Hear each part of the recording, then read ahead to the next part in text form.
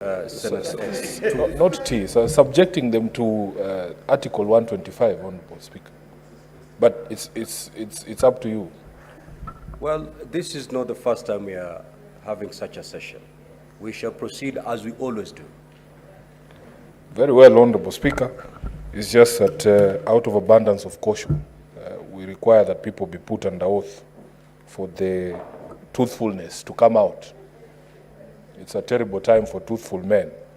Honorable Speaker,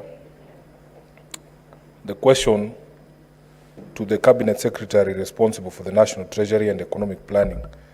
Number one, what has occasioned the failure by the eCitizen digital platform to process and reflect payments made to some institutions such as the National Health Insurance Fund? This is a defunct NHIF, Honorable Speaker, and could the Cabinet Secretary explain steps taken to remedy the situation? Number two, where does the convenience fee charged and all other payments that fail to reflect on the platform end up? Thirdly, Honorable Speaker, could the Cabinet Secretary report on the safety, efficiency, efficacy, and reliability of the eCitizen digital payment platform in light of the numerous complaints of delays and technical issues that followed the onboarding of significant number of government services on the platform? I thank you, Honorable Speaker. Honorable CS, you may now proceed to respond.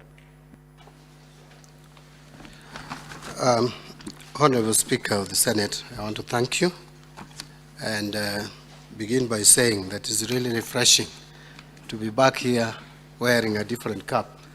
Mr. Speaker, you may recall we were with you in the 10th Parliament, that the better part of the 10th Parliament we spent in this chamber as the other one was being renovated.